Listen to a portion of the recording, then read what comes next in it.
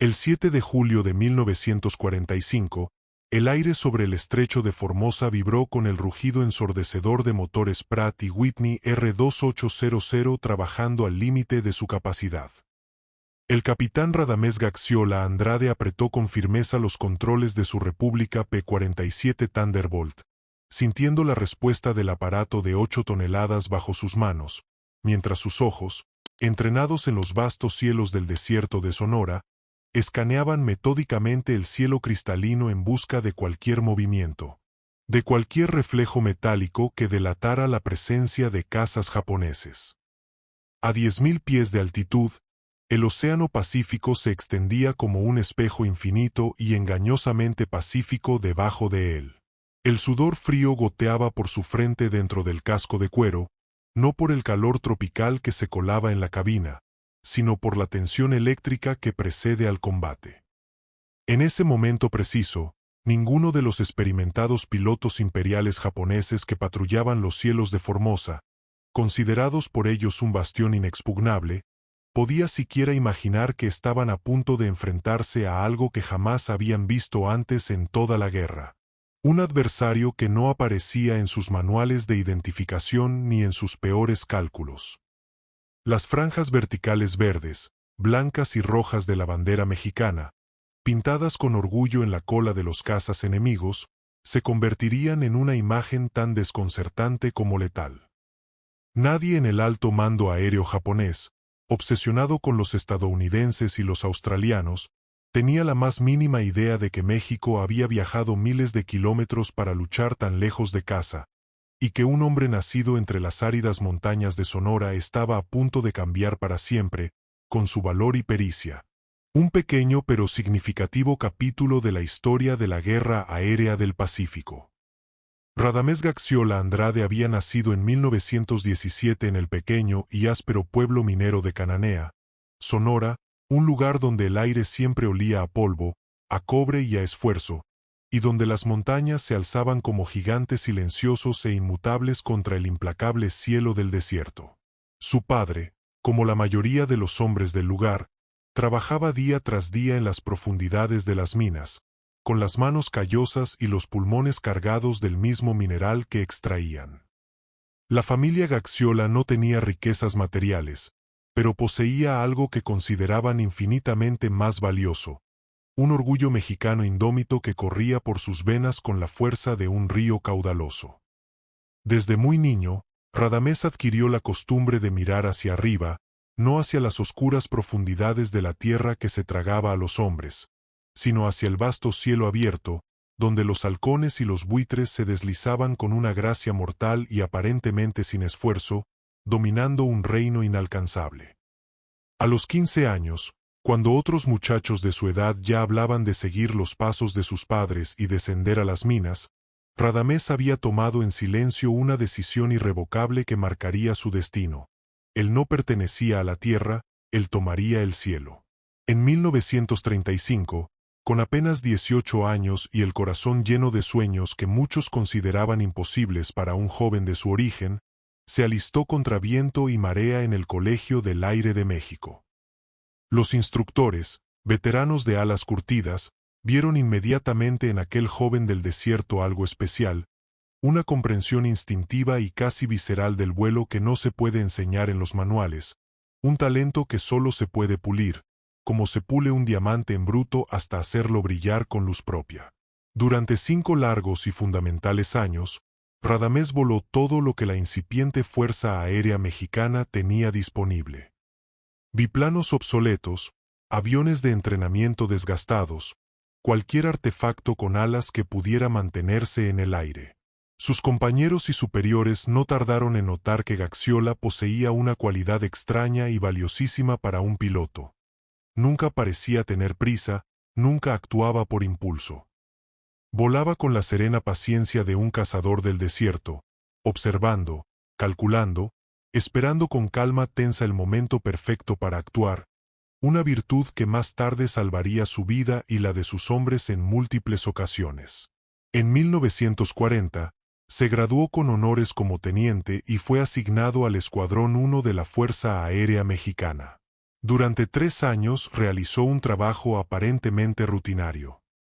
Patrullar las extensas costas mexicanas, protegiendo los lentos buques petroleros que navegaban hacia los Estados Unidos, en vuelos largos y monótonos sobre aguas azules donde, afortunadamente, nunca parecía pasar nada. Pero en su interior, Gaxiola sabía, que todos esos vuelos, todas esas horas de práctica, eran la preparación para algo más grande, un destino que se acercaba desde las sombras del conflicto global. Lo que no podía imaginar era que la guerra vendría a buscarlo, no a través de las fronteras terrestres, sino a través de las gélidas y traicioneras aguas del Océano Atlántico, en la forma silenciosa de submarinos alemanes cuyos torpedos cambiarían para siempre no solo su vida, sino el curso mismo de la historia de México. La Segunda Guerra Mundial había llegado sigilosamente a las aguas territoriales mexicanas, mucho antes de que el gobierno o el pueblo lo esperaran o estuvieran preparados. Desde diciembre de 1941, cuando la aviación japonesa atacó Pearl Harbor sumiendo al mundo en el caos, el planeta se había dividido en 2 campos irreconciliables. México, recordando con amargura las dolorosas intervenciones extranjeras del pasado, había mantenido una neutralidad cuidadosa y estratégica. El presidente Manuel Ávila Camacho, un hombre pragmático, creía firmemente en la política de no intervención, una postura que durante décadas había protegido al país de los conflictos europeos. Pero el almirante Karl Donitz y su letal flota de U-boot alemanes, los lobos grises del Atlántico, no respetaban protocolos diplomáticos ni banderas neutrales. El 13 de mayo de 1942, el submarino alemán U-564 emergió de las profundidades del Golfo de México como un tiburón metálico y mortífero. Su objetivo era el petrolero mexicano Potrero del Llano, que navegaba pacíficamente y confiadamente hacia Nueva York con su carga de 20,000 barriles de petróleo crudo. El torpedo alemán impactó con violencia brutal, destrozando el casco del barco y enviándolo al fondo del mar en cuestión de minutos, llevándose consigo la vida de 13 marineros mexicanos cuyo único crimen había cumplir con su trabajo. El horror no terminó ahí. 5 días después, el 18 de mayo, el hermano gemelo del Potrero del Llano, el buque Faja de Oro, corrió con la misma suerte implacable. Esta vez, 10 marineros más perecieron en las aguas heladas del Atlántico, sus cuerpos perdidos para siempre en la inmensidad oceánica. México despertó esa mañana transformado, convertido de la noche a la mañana en una nación agraviada y en guerra. La indignación nacional fue un tsunami de rabia y dolor. El 22 de mayo de 1942, con el peso de la historia sobre sus hombros, el presidente Ávila Camacho se dirigió a un Congreso mexicano silencioso y expectante. Sus palabras, transmitidas por radio a todo el país, resonaron con la furia contenida de una nación que había sido atacada sin provocación alguna, de manera cobarde y en sus propias aguas. México se encuentra en estado de guerra con Alemania, Italia y Japón, declaró, y un país entero contuvo el aliento. Pero declarar la guerra era una cosa, una decisión política. Librarla efectivamente en los frentes de batalla era un desafío completamente diferente, abrumador. México contaba con una fuerza aérea pequeña, equipada con aviones obsoletos y pilotos entrenados principalmente para misiones de defensa costera y reconocimiento. La verdadera pregunta que rondaba los pasillos del poder no era si México lucharía, y eso estaba decidido, sino cómo y más crucialmente, dónde podría hacer una contribución significativa. La respuesta, compleja y cargada de simbolismo, llegaría casi 2 años después, cuando el gobierno de los Estados Unidos, necesitado de todo recurso disponible para la ofensiva final en el Pacífico, propuso algo sin precedentes en la historia de la alianza entre ambas naciones: entrenar a un grupo selecto de pilotos mexicanos para el combate aéreo en ultramar. No sería una unidad simbólica, sino un escuadrón de combate real, el primer contingente militar mexicano destinado a luchar fuera del territorio nacional en toda la historia del país. El 8 de mayo de 1944, El presidente Ávila Camacho tomó la decisión más audaz y trascendental de su presidencia. México formaría y enviaría una escuadrilla de combate al Teatro de Operaciones del Pacífico para luchar hombro con las fuerzas aliadas. La noticia, transmitida como un secreto de Estado, llegó al capitán Gaxiola como un rayo en una tarde aparentemente despejada en la base aérea de Santa Lucía. Allí, el coronel Antonio Cárdenas Rodríguez, un hombre de gesto adusto pero mirada clara, reunió a todos los pilotos más experimentados del país. «Caballeros», dijo con una voz grave que no dejaba espacio para dudas, «México va a la guerra de verdad. No en papel, no con protestas diplomáticas. Necesitamos 30 pilotos voluntarios, los mejores que tengamos, para una misión que podría durar años y que los llevará literalmente al otro lado del mundo, a un infierno del que algunos, o muchos, podrían no regresar nunca». La sala se sumió en un silencio absoluto, solo roto por el lejano ruido de motores en la pista. Gaxiola sintió que su corazón se aceleraba como un motor a máxima potencia, no por miedo, sino por una certeza absoluta. Esta era la oportunidad por la que, sin saberlo, había estado entrenando toda su vida, el motivo último de todas aquellas horas de vuelo solitario sobre el Golfo. «Los que quieran participar en esta misión», continuó el coronel, mirándolos a los ojos uno por uno, «deben entender que están firmando un cheque en blanco cuyo precio podría ser su vida. Van a luchar en el Pacífico contra uno de los enemigos más formidables que el mundo ha conocido, pilotarán aviones que nunca han tocado, y enfrentarán un clima y unas condiciones para las que ningún entrenamiento en México puede prepararlos por completo». Gaxiola no necesitó pensarlo ni un segundo más. Se puso de pie inmediatamente, su figura erguida y decidida. Detrás de él, uno a uno, otros 29 pilotos hicieron lo mismo. Habían nacido para ese momento preciso. En las semanas siguientes, los 30 hombres seleccionados, el núcleo de lo que sería el Escuadrón 201, comenzaron los duros preparativos para dejar atrás todo lo que conocían y amaban. Se les dio un permiso especial para escribir testamentos, esas cartas desgarradoras que uno espera nunca tener que enviar, para despedirse de sus familias en lo que todos sentían podía ser la última vez, para poner en orden sus asuntos mundanos como si se prepararan para un viaje sin retorno. Para Radamés Gaxiola, la despedida más difícil y emotiva fue, sin duda, la de su madre. En la modesta casa familiar, ella le colocó con manos temblorosas una pequeña medalla de la Virgen de Guadalupe alrededor del cuello, mientras las lágrimas surcaban su rostro. «Tráeme honor a la familia y a la patria», le susurró con voz quebrada, aferrándose a sus manos. «Pero por favor, hijo mío, regresa vivo. Regresa a casa». Esas palabras lo acompañarían en cada misión, como un talismán contra la muerte. El 24 de julio de 1944, en un acto cargado de significado histórico, los 300 hombres del Escuadrón Aéreo de Pelea 201 cruzaron el Puente Internacional de Laredo, Texas.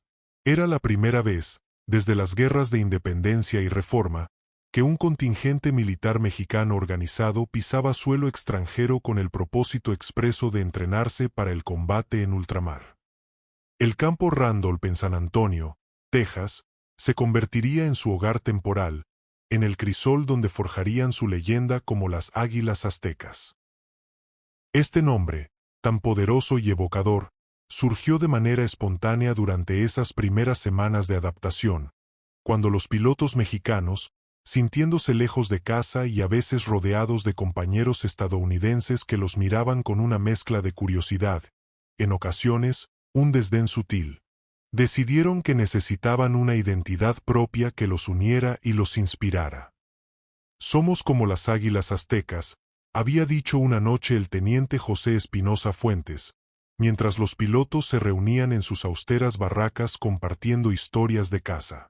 «Volamos desde las alturas, atacamos con precisión y no damos aviso». El nombre caló hondo al instante, pegando con fuerza en el espíritu de todos.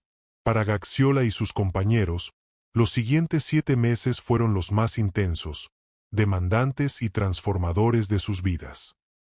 Los instructores estadounidenses, veteranos del combate en Europa y el Pacífico, los sometieron a un régimen de entrenamiento brutal y exhaustivo que incluía vuelo en formación cerrada a alta velocidad, maniobras de combate aéreo dogfight, bombardeo en picada a ángulos vertiginosos, navegación de largo alcance sobre terreno desconocido y, no menos importante, comunicaciones por radio exclusivamente en inglés, el idioma universal de la guerra aérea aliada. La máquina que debían dominar hasta convertirla en una extensión de sus propios cuerpos era el República P-47 de Thunderbolt, un verdadero monstruo de acero de 8 toneladas, armado con 8 ametralladoras Browning calibre .50 y capaz de cargar hasta 2.500 libras de bombas o cohetes. Los mexicanos, adoptando la jerga de sus instructores, lo apodaron cariñosamente el Jarro, siguiendo la costumbre estadounidense de llamarlo de Jag. No todos los días en Texas fueron de camaradería y progreso. Los pilotos mexicanos enfrentaron, además del rigor del entrenamiento, episodios de discriminación a veces sutil, a veces abiertamente hostil. En algunos restaurantes y establecimientos de los pueblos cercanos a la base, carteles ignominiosos rezaban «Prohibido perros y mexicanos». Pero los hombres del Escuadrón 201 respondieron a la intolerancia de la única manera que realmente importaba en su ámbito. Volando mejor que nadie, entrenando con más disciplina, demostrando en cada ejercicio que el valor, la habilidad y el honor no tienen nacionalidad ni color. Gaxiola emergió rápidamente como el líder natural del grupo, no solo por ser un piloto excepcional, sino por su capacidad para mantener la moral y la unidad del escuadrón en los momentos de nostalgia, frustración o cansancio extremo.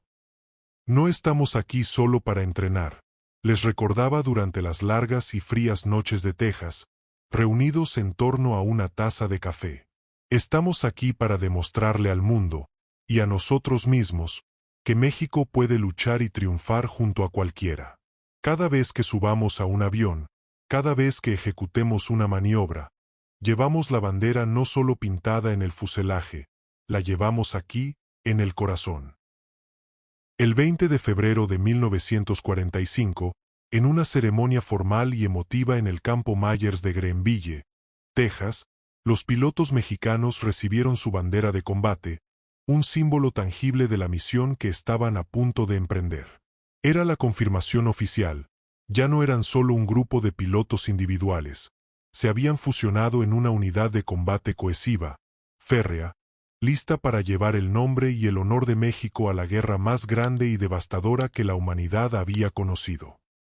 El 27 de marzo de 1945, con una mezcla de ansiedad y determinación, las Águilas Aztecas abordaron el buque de transporte USS Fairisle en el puerto de San Pedro, California. El viaje a través del inmenso Pacífico les tomaría 33 largos días de navegación en zigzag, una táctica evasiva y necesaria para esquivar a los aún activos submarinos japoneses que acechaban las rutas comerciales. Durante esas 5 semanas confinados en el barco, en medio del vasto océano, Gaxiola y sus hombres no perdieron el tiempo. Estudiaron obsesivamente mapas detallados de las Filipinas, memorizaron procedimientos de combate y emergencia hasta soñar con ellos, y mantuvieron agudas sus habilidades de vuelo practicando en simuladores rudimentarios que los mecánicos habían instalado en la cubierta. Sabían, con una certeza que los mantenía enfocados, que cuando por fin llegaran a Manila, el tiempo de los ensayos habría terminado. La realidad de la guerra los recibiría de frente. El 30 de abril de 1945, el Escuadrón 201 llegó a la devastada bahía de Manila. La ciudad, otrora orgullosa, había sido liberada hacía poco, pero las cicatrices de una batalla feroz estaban por todas partes, eran el paisaje mismo. Edificios reducidos a esqueletos de hormigón, cascos de barcos hundidos asomando del agua como tumbas metálicas, y columnas de humo oscuro que aún se alzaban desde los suburbios, señal de que los últimos rescoldos del infierno no se apagaban. Las Filipinas no estaban en paz. Simplemente, La línea del frente se había desplazado hacia el norte, donde decenas de miles de soldados japoneses, aislados pero decididos a morir luchando, se aferraban con desesperación fanática a las montañas y selvas impenetrables de Luzón. Los mexicanos fueron asignados inmediatamente al Grupo de Caza 58 de las Fuerzas Aéreas del Ejército estadounidense, bajo el mando del mayor Ed Rodee, un verdadero as con 8 derribos confirmados y la experiencia escrita en cada línea de su rostro. Su nueva base sería el complejo de Clark Field en Porac, Pampanga, una vasta instalación estratégica que tenía su propia historia trágica. Construida por los estadounidenses antes de la guerra, capturada por los japoneses en los días oscuros de 1942, y recapturada por las fuerzas aliadas en sangrientos combates apenas unas semanas antes de la llegada de los mexicanos. Durante sus primeros días en Filipinas, las águilas aztecas volaron misiones de familiarización y entrenamiento junto a pilotos estadounidenses experimentados del Escuadrón de Caza 310. Utilizaron P-47 prestados, esperando la llegada de sus propios aviones, que lucirían las insignias tanto de la USAAF como de la Fuerza Aérea Mexicana. Pero el detalle más distintivo, el que marcaría la diferencia y sembraría la leyenda, estaba en las colas de sus Thunderbolt. En lugar de las franjas horizontales rojas y blancas que identificaban a la mayoría de las unidades estadounidenses, los aviones mexicanos llevarían franjas verticales verdes, blancas y rojas, un eco inconfundible y orgulloso de la bandera nacional mexicana. Era una marca de identificación única, que pronto se convertiría en un símbolo de sorpresa para el enemigo y de inmenso orgullo para los aliados. El 17 de mayo de 1945 amaneció despejado y sofocantemente caluroso en Clark Field, con la humedad tropical colgando sobre las pistas como una manta pesada e invisible. A las 5 de la mañana, el capitán Gaxiola despertó al sonido ya familiar de los motores Pratt y Whitney calentando para las misiones del día, un rugido que era la banda sonora de su nueva vida. Esta sería la primera misión de combate completamente independiente del Escuadrón 201, después de 2 semanas cruciales volando como aprendices junto a los veteranos estadounidenses. El objetivo era de alta prioridad. Un depósito de municiones japonés escondido cerca de la escarpada costa este de Luzón, protegido por acantilados naturales en 3 de sus lados y defendido por posiciones antiaéreas bien camufladas y letales. Era exactamente el tipo de blanco para el cual el P-47 Thunderbolt, con su robustez y potencia de fuego, había sido diseñado, un ataque de bombardeo en picada seguido de un ametrallamiento devastador a baja altura. Gaxiola reunió a sus pilotos en la sala de briefing a las 5:30. En la pared colgaba un mapa detallado de Luzón, acompañado de fotografías de reconocimiento aéreo que mostraban el objetivo desde diferentes ángulos. «Caballeros», comenzó, señalando las fotos con un puntero. «Hoy no solo volamos una misión más. Hoy vamos a demostrarle a todos, a nuestros aliados y a nuestros enemigos, de que están hechas las águilas aztecas. El enemigo ha convertido estos acantilados en una fortaleza, pero como toda fortaleza, tiene un punto ciego, una debilidad que explotaremos. Pueden ver venir los ataques desde el oeste y el sur, pero no desde el norte, porque a las 8 de la mañana el sol estará justo a sus espaldas, cegándolos». El plan era simple en su concepción, pero extremadamente peligroso en su ejecución. 8 P-47 atacarían desde el norte en 2 oleadas sincronizadas de 4 aviones cada una. La primera oleada, liderada personalmente por Gaxiola, llevaría bombas de 500 libras para destruir las estructuras principales y provocar explosiones secundarias. La segunda oleada, comandada por el teniente José Espinosa Fuentes, seguiría inmediatamente, a apenas segundos de distancia, con un ametrallamiento denso y preciso para eliminar cualquier defensa antiaérea que hubiera sobrevivido y cualquier personal enemigo al descubierto. Era una táctica que habían practicado y repasado docenas de veces en los cielos de Texas, pero esta vez no habría instructores observando, ni margen de error. Esta vez, el enemigo devolvería el fuego con la fría intención de matarlos. A las 7:15 de la mañana, los 8 Thunderbolt, con sus motores roncando con impaciencia, rodaron hacia la cabecera de la pista de despegue principal. Gaxiola ocupó la posición líder, con los primeros rayos del sol naciente brillando sobre las distintivas franjas verde, blanco y rojo de la cola de su avión. Mientras aceleraba por la pista, sintió la familiar y poderosa sensación de las 4 toneladas de metal, combustible y explosivos elevándose del suelo, un milagro repetido de la ingeniería y la determinación humana. El vuelo hacia el objetivo tomó 45 minutos sobre la densa selva filipina, un paisaje interminable de verde esmeralda salpicado por ríos serpenteantes, tristemente, por los esqueletos carbonizados de aldeas destruidas por el paso implacable de la guerra. A medida que se acercaban a la costa este de Luzón, Gaxiola pudo distinguir a través del parabrisas las posiciones japonesas, excavadas en los acantilados como cuevas de animales acorralados y peligrosos. De repente, el fuego antiaéreo comenzó a elevarse hacia ellos, primero de manera dispersa, luego con mayor intensidad. Bolas de humo negro y metal fragmentado explotaban en el aire alrededor de los P-47, sacudiéndolos con ondas de choque. «Águilas, mantengan la formación», dijo Gaxiola con calma por la radio, su voz un modelo de serenidad forzada. «Prepárense para el ataque. Recuerden, entramos desde el norte, soltamos las bombas en el ángulo acordado, y salimos inmediatamente hacia el mar. No se queden admirando los resultados, no bajen la guardia. Velocidad y precisión».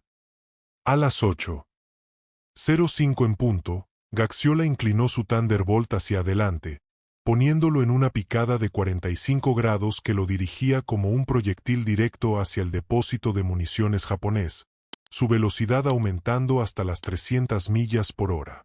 El rugido del motor R-2800 era un trueno constante en sus oídos. La fuerza G lo aplastaba contra su asiento mientras la tierra se acercaba a una velocidad aterradora. A 1000 pies de altitud, con el blanco llenando completamente su visor, apretó el botón de liberación. Su bomba de 500 libras se desprendió del avión.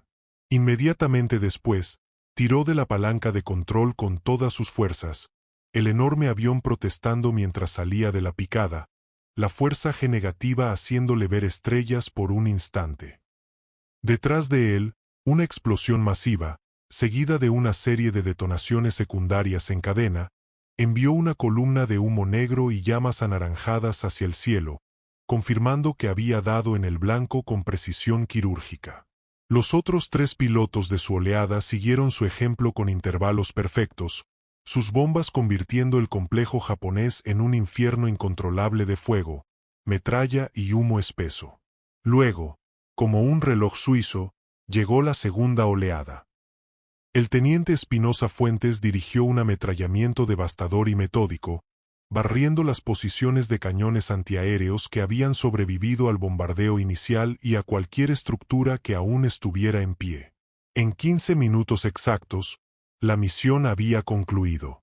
Los 8 P-47, intactos, se reagruparon y emprendieron el vuelo de regreso a Clark Field sin una sola baja. Habían destruido su objetivo por completo. Esa noche, en el comedor de oficiales, el coronel Ed Rodee se acercó a Gaxiola con una sonrisa genuina de respeto en el rostro. «Capitán Gaxiola», le dijo, estrechándole la mano con firmeza, «creo que ya no necesitan que los lleven de la mano. Las águilas aztecas están listas, más que listas, para misiones mayores. Hoy no solo destruyeron un depósito, se ganaron su lugar aquí». El coronel no podía saber cuán proféticas y próximas serían sus palabras. Suscríbete a nuestro canal para no perderte la segunda parte de esta increíble historia, donde las águilas aztecas se enfrentarán a su prueba más dura y escribirán su nombre con fuego en los cielos de Formosa. Durante las siguientes 6 semanas, el Escuadrón 201 voló misión tras misión sobre Luzón, convirtiéndose en un apoyo aéreo crucial para el avance de la 25ª División de Infantería estadounidense, que luchaba por expulsar a las persistentes fuerzas japonesas de sus últimos y bien defendidos refugios en las montañas del norte de la isla. Cada misión presentaba un desafío único y mortal.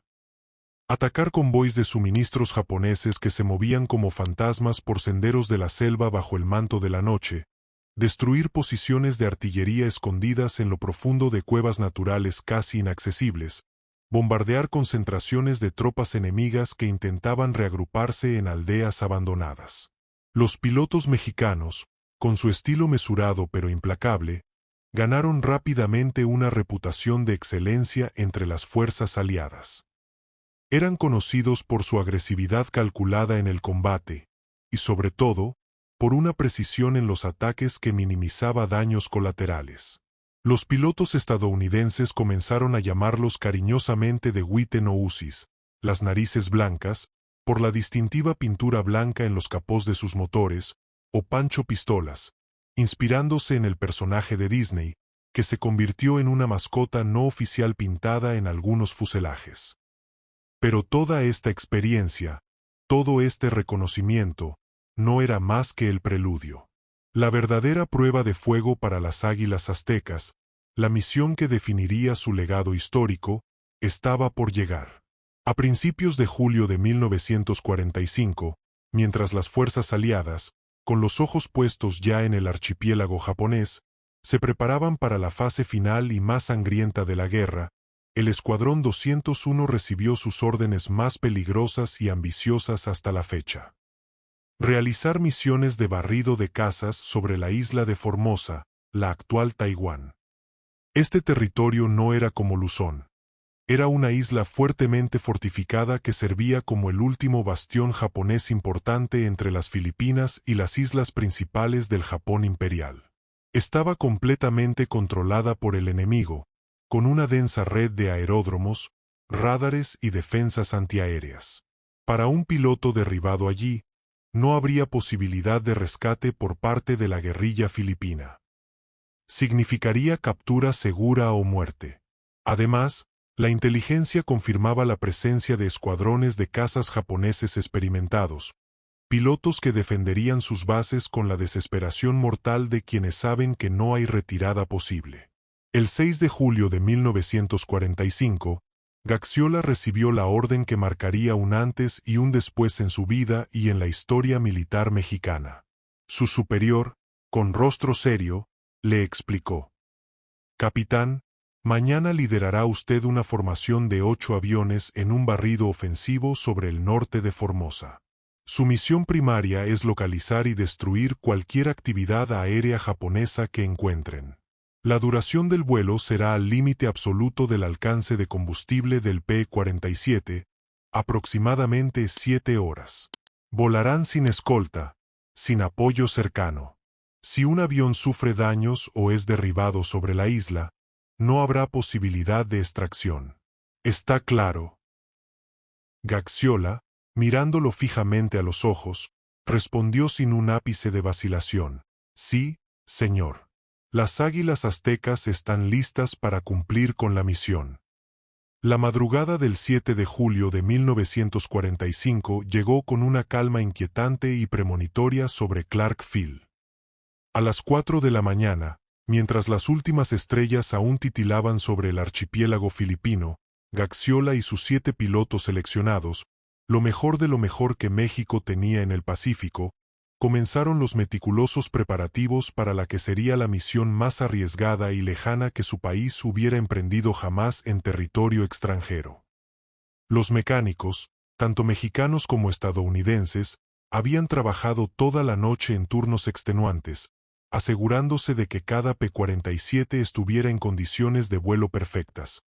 Motores afinados al máximo rendimiento, tanques de combustible llenos hasta el borde, sistemas hidráulicos revisados, y las 8 ametralladoras calibre .50 cargadas y verificadas bala por bala. En una misión como esta, a cientos de kilómetros de la base, un fallo mecánico menor podía convertirse en una sentencia de muerte. Gaxiola reunió a sus hombres para el briefing final a las 5 en punto de la mañana. Los rostros que lo rodeaban, iluminados por la tenue luz de una lámpara, eran los de héroes en ciernes. Estaba el teniente Raúl García Mercado, un joven de 22 años procedente de Guadalajara con unos reflejos felinos que asombraban a todos. El teniente Mario López Portillo, hijo de una distinguida familia de la Ciudad de México que había dejado atrás una prometedora carrera en Derecho para seguir su vocación en los cielos.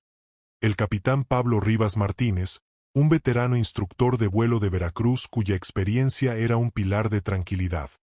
El teniente Roberto Urías Abella, un piloto silencioso y metódico de Hermosillo que nunca, en ningún ejercicio, había perdido su posición en la formación. El teniente José Espinosa Fuentes, el bromista del escuadrón cuya actitud jovial se transformaba en una concentración feroz en combate. El teniente Guillermo García Ramos, considerado el navegante más preciso y confiable de todo el grupo, y el teniente Héctor Espinosa Galván, el Benjamín del escuadrón con apenas 21 años, cuya sonrisa permanente y valor rayano en la imprudencia inspiraban tanto admiración como preocupación. «Caballeros», comenzó Gaxiola, su voz grave dominando el murmullo expectante mientras señalaba un gran mapa de Formosa colgado en la pared. «Hoy no vamos a volar una misión más. Hoy, vamos a escribir historia con mayúsculas. Seremos los primeros mexicanos en la historia en volar en misión de combate sobre territorio controlado firmemente por el Imperio japonés. Y probablemente, después de hoy, seremos los únicos, porque les aseguro que después de este vuelo, los japoneses sabrán exactamente quiénes somos y de dónde venimos». Una risa nerviosa, cargada de adrenalina, recorrió la habitación, pero todos comprendían la abrumadora gravedad del momento. La misión es aparentemente simple. Volar en formación cerrada rumbo norte hasta alcanzar la costa de Formosa, patrullar los cielos sobre sus principales bases aéreas en el área de Keelung y buscar, provocar si es necesario, combate con cualquier caza japonés que se atreva a despegar. Si durante el barrido localizamos objetivos terrestres de oportunidad con valor militar, los atacaremos. Ahora, la parte importante. El cálculo de combustible es ajustadísimo. Si por cualquier motivo nos quedamos sin combustible sobre el océano durante el regreso. Gaxiola hizo una pausa dramática, mirando a cada uno de ellos. Bueno, confiemos en que nuestros mecánicos hicieron bien su trabajo y que ustedes controlarán su consumo. No hay margen para el error. A las 6:15 de la mañana, los 8 P-47 Thunderbolt, con sus distintivas colas tricolores, comenzaron a rodar lentamente hacia la cabecera de la pista principal. El sol comenzaba a asomarse por el horizonte oriental, teñiendo el cielo de tonos anaranjados y rosados que prometían un día largo, caluroso y potencialmente mortal. El despegue se realizó con la precisión de un reloj suizo, Gaxiola al frente liderando 2 elementos de 4 aviones cada uno. El rumbo norte los llevaría directamente sobre el mar de la China Meridional durante 4 horas interminables antes de que el perfil montañoso de Formosa apareciera como una mancha en el horizonte. Era un vuelo de una tensión extrema, donde cada piloto monitoreaba obsesivamente sus instrumentos, especialmente el indicador de combustible, y mantenía un estricto silencio de radio para no delatar su posición a las estaciones de escucha japonesas que sabían estaban activas. A medida que se adentraban en aguas totalmente controladas por la Armada Imperial, cada hombre en esa formación de acero era consciente de que había cruzado un punto de no retorno simbólico y literal. Ya no estaban en una misión de apoyo o defensa. Estaban llevando la guerra de manera ofensiva, directa y desafiante, al mismísimo umbral del imperio enemigo. Finalmente, a las 10 horas en punto, las escarpadas montañas de Formosa emergieron de la bruma marina como dientes irregulares y amenazantes mordiendo el cielo azul del Pacífico. La isla, una colonia japonesa desde 1895, llevaba 50 años de transformación en una fortaleza inexpugnable. Bases aéreas ocultas, puertos navales repletos de barcos, y una red de posiciones defensivas que se extendía desde las playas hasta los picos más altos. Pero lo que más preocupaba a Gaxiola en ese instante no eran las defensas en tierra, que sabía eran formidables, sino lo que no podía ver. Los cazas japoneses de la Armada Imperial, los Mitsubishi A6M Zero, que sin duda estaban patrullando en algún lugar de ese cielo que parecía vacío pero no lo estaba. Águilas, ojos abiertos, susurró por la radio, rompiendo el largo silencio. Zona de peligro máximo. Mantengan formación y vigilen sus sectores asignados. Y entonces, como si sus palabras hubieran conjurado a los espectros del aire, aparecieron. Primero fueron apenas unos puntos distantes, casi imperceptibles, sobre el área del puerto de Keelung, en la costa norte. Contacto visual, reportó Gaxiola con voz calmada pero firme. 4 aviones no identificados, altitud 10.000 pies, rumbo sur, aproximándose. Lo que ocurrió en los siguientes minutos no solo escribiría una página gloriosa para la Fuerza Aérea Mexicana, sino que sembraría la confusión y el asombro en el mando japonés. Los aviones enemigos, habiendo avistado también a los P-47, viraron bruscamente y se dirigieron directamente hacia ellos, adoptando una clara formación de ataque. Gaxiola, aguzando la vista, pudo distinguir ahora el perfil inconfundible. Eran efectivamente Mitsubishi A6M Zero, los legendarios y temidos cazas japoneses que habían dominado los cielos del Pacífico en los primeros años de la guerra. Aunque el P-47 era muy superior en velocidad en picada, potencia de fuego y resistencia al daño, el Zero poseía una maniobrabilidad en giro casi sobrenatural.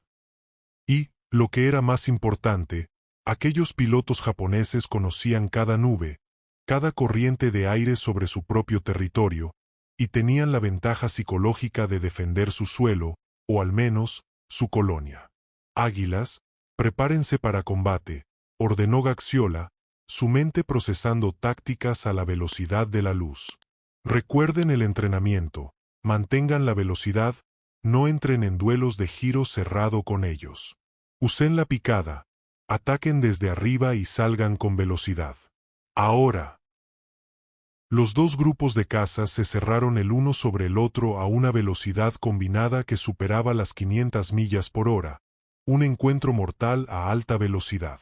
En las estrechas cabinas de los Zeros, es casi seguro que los pilotos japoneses, veteranos de múltiples combates, se estuvieran preguntando perplejos qué tipo de P-47 eran esos.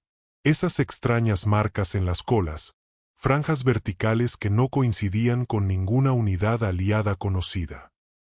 Habían luchado contra estadounidenses, británicos, australianos, holandeses y neozelandeses, pero jamás, en 3 años y medio de guerra, habían visto franjas verdes, blancas y rojas en un caza enemigo. La confusión en sus comunicaciones de radio debió ser instantánea y total. ¿Qué tipo de insignia es esa?, debió preguntarse el líder de la formación japonesa. No son estadounidenses, no son británicos. ¿De dónde diablos han salido estos aviones? Pero Gaxiola no tenía intención de darles tiempo para resolver el misterio.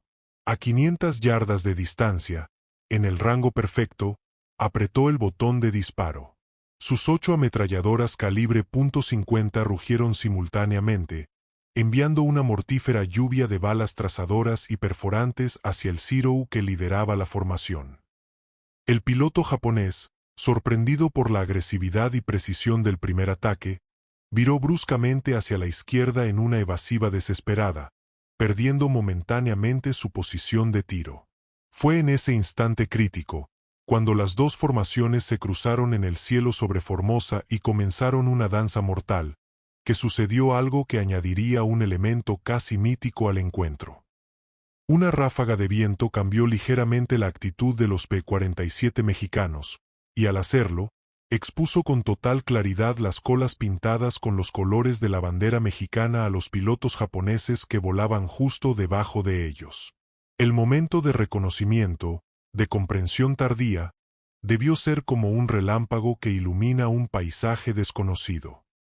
En la cabina de su Mitsubishi A6M, el teniente japonés Hiroshi Tanaka, un veterano con más de 40 misiones de combate, no podía dar crédito a lo que sus ojos veían. Aquellas franjas verdes, blancas y rojas verticales no se parecían a nada registrado en sus manuales de identificación. Podrían ser aviones estadounidenses con algún tipo de marcaje especial, una nueva unidad aliada de la que no hubieran sido informados. La confusión táctica duró apenas unos segundos, pero en el vertiginoso mundo del combate aéreo, donde las decisiones se toman en fracciones de segundo, ese lapso de duda era una eternidad. Tanaka, luchando con los controles, habló por su radio con una voz que no podía ocultar la tensión y la perplejidad. Base Keelung, tenemos contacto con 8 cazas enemigos, tipo P-47, pero no identificados. Repito, no identificados. Las marcas no coinciden con ningún adversario conocido. Solicito instructions. La respuesta desde la torre de control japonesa, llena de interferencias, fue igualmente desconcertada. Tanaka-san, confirme su reporte. Dice que son aviones con marcas desconocidas. Afirmativo, respondió Tanaka, mientras realizaba una maniobra evasiva para esquivar una nueva ráfaga de fuego de Gaxiola. Las colas tienen franjas verdes, blancas y rojas. No son las franjas rojas y blancas de los estadounidenses. Algo diferente. Fue en ese momento de distracción que Gaxiola ejecutó la maniobra decisiva, una que había practicado y perfeccionado durante los largos meses de entrenamiento en Texas. En lugar de caer en la trampa de intentar girar con el ágil Zero, utilizó la ventaja abrumadora del P-47, la picada. Empujó la palanca hacia adelante, poniendo su Thunderbolt en una picada pronunciada. El pesado avión aceleró como una roca, ganando velocidad rápidamente hasta superar las 400 millas por hora, una velocidad a la que las frágiles alas del Zero no podían seguir sin riesgo de desintegrarse. Luego, cuando Tanaka, por instinto, intentó seguirlo en la picada, Gaxiola realizó su jugada maestra.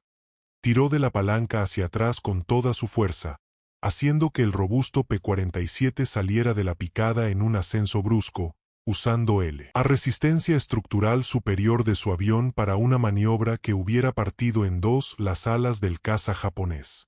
Tanaka, viéndose superado y en una posición vulnerable, se vio forzado a abandonar la persecución, lo que le dio a Gaxiola el instante que necesitaba para reposicionarse hábilmente detrás de él. Ahora sí, ahora aprenderás quién está atacando a Japón, murmuró Gaxiola en español, mientras su mira se alineaba perfectamente con el fuselaje del Zero. Sus ametralladoras volvieron a rugir, esta vez con una precisión mortal. Los proyectiles calibre .50 impactaron en el motor y la cabina del Zero de Tanaka. Instantáneamente, llamas anaranjadas comenzaron a salir del capó, y el humo negro llenó la cabina del piloto japonés. Pero Tanaka era un veterano experimentado, y con un último esfuerzo sobrehumano, logró mantener su avión en vuelo el tiempo justo para enviar un último mensaje de radio, un mensaje que cambiaría para siempre la percepción que el alto mando japonés tenía de la guerra y de sus enemigos. Base Keelung, gritó por encima del crepitar de las llamas y las alarmas. El enemigo no es estadounidense. Las marcas son verde, blanco y rojo. Repito, verde, blanco y rojo. Esas fueron las últimas palabras del teniente Hiroshi Tanaka antes de que su Zero, convertido en una antorcha, se estrellara contra las laderas boscosas de las montañas de Formosa. Pero su mensaje, su revelación, no murió con él. Se propagó como un reguero de pólvora a través de las ondas de radio, alcanzando primero su base, luego el cuartel general del distrito, y finalmente, en cuestión de minutos, llegó al mismísimo cuartel general del Comando Aéreo Japonés en Taipei. El coronel Yamamoto, oficial de inteligencia a cargo de identificar y catalogar todas las unidades aéreas enemigas, recibió el reporte con creciente perplejidad y luego con fría preocupación. Verde, blanco y rojo, en franjas verticales, murmuró para sí mismo, mientras revisaba febrilmente sus gruesos manuales de identificación aliada. Después de pasar página tras página, comparando insignias estadounidenses, británicas, australianas, neozelandesas y chinas, llegó a una conclusión que le parecía, en principio, absurda. No había registro, en ningún archivo, de ninguna fuerza aérea aliada que usara esa combinación específica de colores en esa disposición. ¿Podría ser una nueva unidad estadounidense experimental? ¿O quizás los británicos habían enviado un escuadrón con marcas especiales? La inquietante posibilidad de que un país completamente nuevo, no considerado en sus cálculos, hubiera entrado en la Guerra del Pacífico comenzó a tomar forma en su mente. La respuesta definitiva llegaría aproximadamente 3 horas más tarde, cuando los expertos en señales y decodificadores japoneses, que monitoreaban constantemente las comunicaciones aliadas, interceptaron por casualidad las transmisiones de radio entre las águilas aztecas mientras éstas regresaban a salvo a Clark Field después de la misión. El sargento Nakamura, uno de los mejores lingüistas, se quedó petrificado frente a su equipo de escucha. «Coronel Yamamoto», exclamó, levantándose de su silla. Los pilotos de esos P-47 con marcas extrañas. Están hablando en español. La revelación cayó como una bomba en la sala de inteligencia. Asterisco español. México. Un país que la mayoría de los oficiales japoneses de alto rango apenas podían ubicar en un mapa. Un país de América Latina del que solo tenían nociones vagas. Había enviado un escuadrón de cazas modernos al otro lado del mundo para atacar territorio japonés. Un país que consideraban periférico, irrelevante en el gran tablero de la guerra global, estaba ahora lanzando ataques precisos y mortíferos contra sus bases. El coronel Yamamoto, comprendiendo de inmediato las implicaciones estratégicas y psicológicas, redactó personalmente un informe urgente y altamente confidencial para el alto mando en Tokio. Hemos confirmado, más allá de toda duda, la presencia operativa de pilotos mexicanos en el Teatro de Operaciones del Pacífico. Repito. Pilotos mexicanos, operando cazas P-47 Thunderbolt con distintivos nacionales mexicanos, han atacado y derribado aviones imperiales sobre Formosa. Se requiere con carácter de urgencia toda la información de inteligencia disponible sobre las capacidades militares mexicanas y el alcance total de su compromiso con las fuerzas aliadas. Esa misma noche, mientras el capitán Gaxiola y sus hombres, exhaustos pero eufóricos, celebraban en la intimidad de su barracón su primera victoria aérea confirmada en territorio japonés propiamente dicho, en Tokio, a miles de kilómetros de distancia, oficiales de inteligencia y estrategas trabajaban frenéticamente, reuniendo mapas y enciclopedias, tratando de entender cómo un enemigo que ni siquiera estaba en su radar se había convertido de repente en una realidad tangible y mortífera en sus cielos. La sorpresa fue total, absoluta, y a partir de ese día, la guerra en el Pacífico, al menos en la mente del alto mando japonés, nunca volvería a ser la misma. Durante los días y semanas que siguieron al encuentro sobre Formosa, la confusión y luego la preocupación dentro del comando japonés no hicieron más que intensificarse. Los pilotos que habían sobrevivido a los encuentros posteriores con los P-47 de colores extraños reportaron consistentemente no solo las misteriosas marcas, sino también un estilo de combate distintivo, agresivo pero controlado, preciso, y que demostraba un entrenamiento de primer nivel. No son pilotos novatos ni mercenarios, reportó el capitán Kazuo Mori después de un segundo y más extenso enfrentamiento con las Águilas Aztecas el 9 de julio.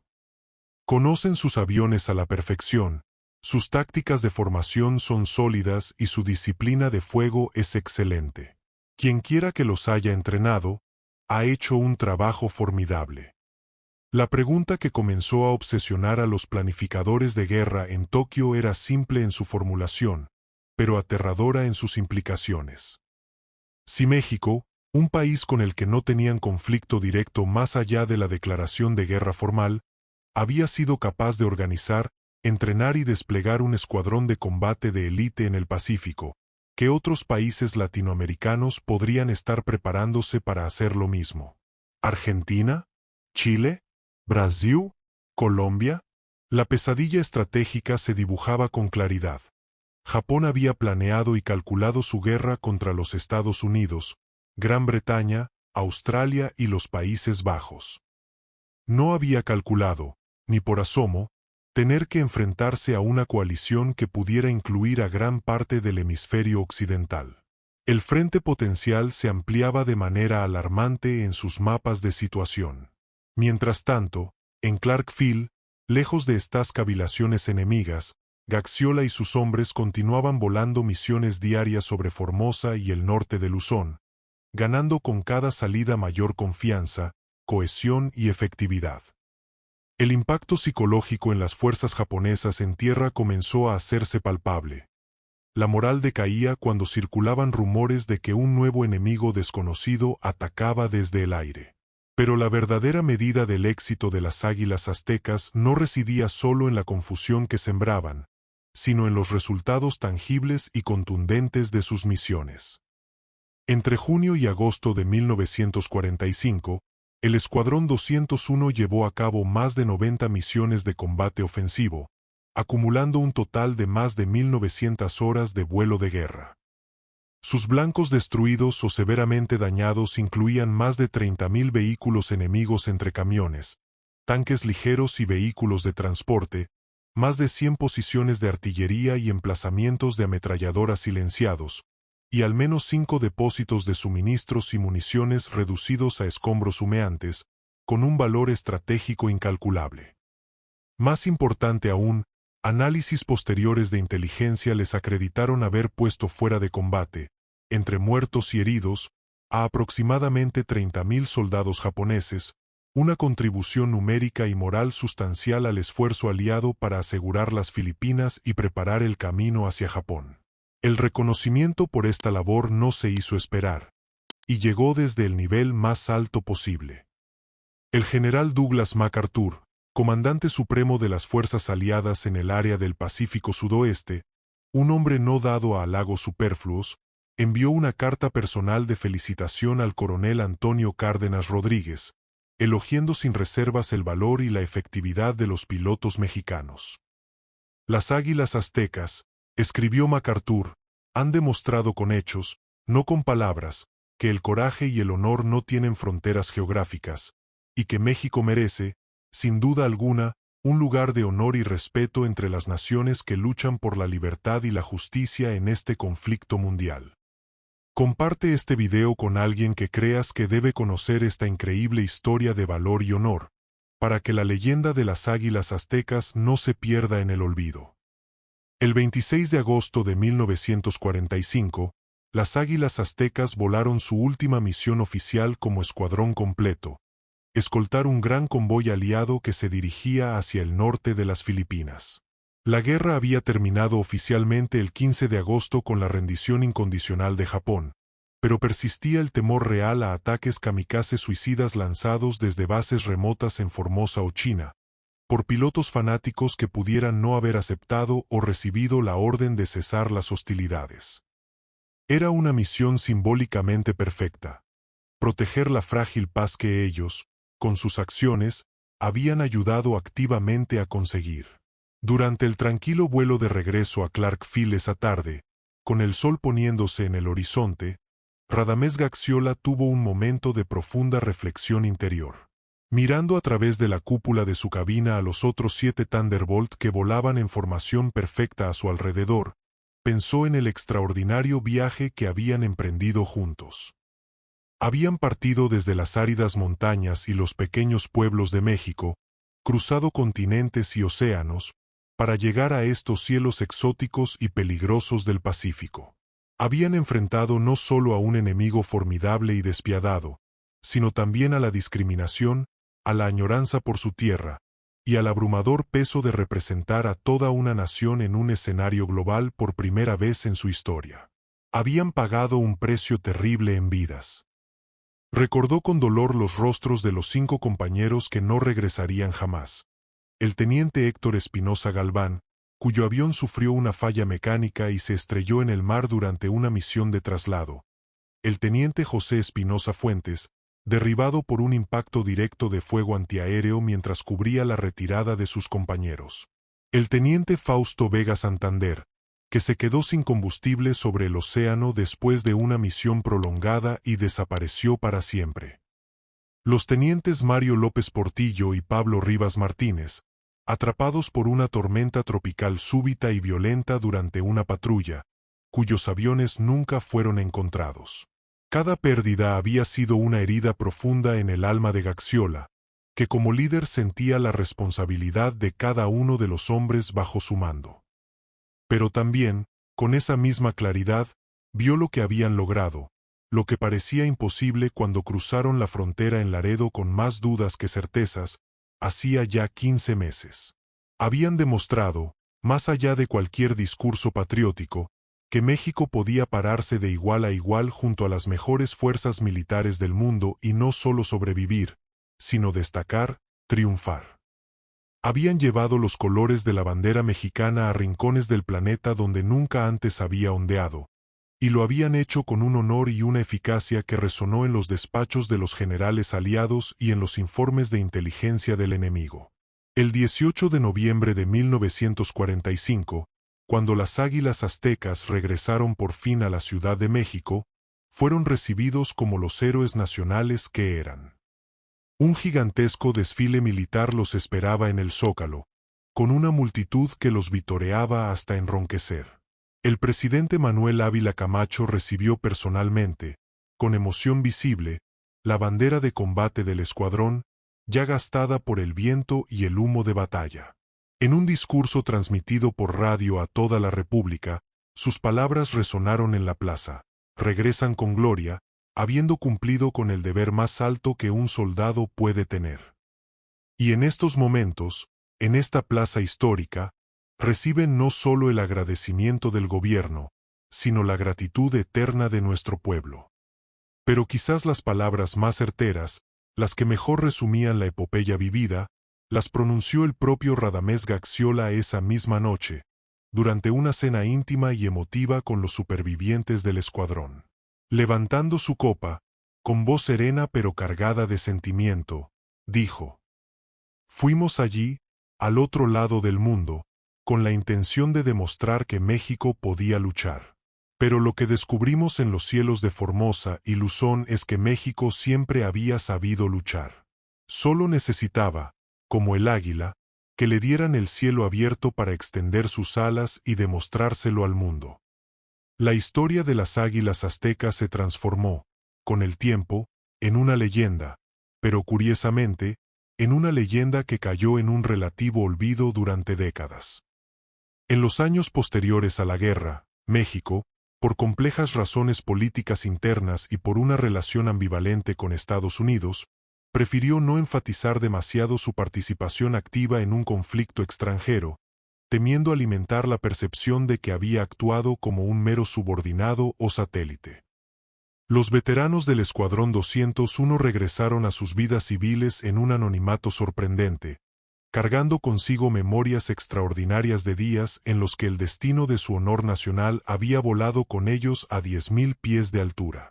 Radamés Gaxiola se retiró del servicio activo en 1948 con el rango de mayor, pero nunca abandonó su pasión por los cielos, continuando como instructor de pilotos civiles hasta bien entrada la década de 1960.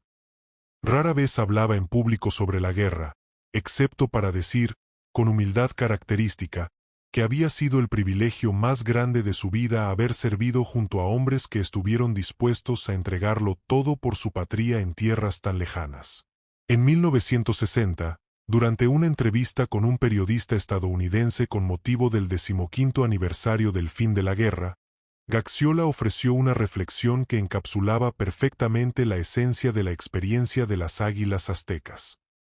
Fuimos allí a luchar contra Japón, es cierto. Pero con el tiempo, descubrimos que en realidad estábamos luchando por algo más grande, por el derecho de México a ser tratado con respeto, como un igual, entre las naciones del mundo. Cada vez que picábamos sobre Formosa con los colores de nuestra bandera pintados en la cola, no solo estábamos atacando un objetivo militar. Le estábamos gritando al mundo entero: México está aquí. México importa. México puede luchar y puede ganar. Los propios japoneses, por su parte, nunca olvidaron la impactante sorpresa de ver aquellas franjas verdes, blancas y rojas en cazas enemigos sobre sus propios cielos. En memorias de guerra publicadas en Japón durante los años 50, varios pilotos veteranos recordaron vívidamente el shock de descubrir la presencia mexicana. Habíamos preparado nuestras defensas, nuestras tácticas, para enfrentar a estadounidenses, británicos, australianos, escribió el excapitán Kazuo Mori en 1955. Nunca se nos pasó por la mente, ni en nuestros sueños más descabellados, que tendríamos que enfrentarnos y ser derrotados también por mexicanos.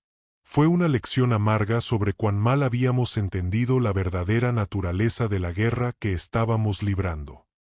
No era solo una guerra contra potencias específicas, sino contra una idea, contra la creencia de que ningún país, sin importar cuán pequeño o distante pareciera, estaba dispuesto a aceptar pasivamente la dominación japonesa del Pacífico.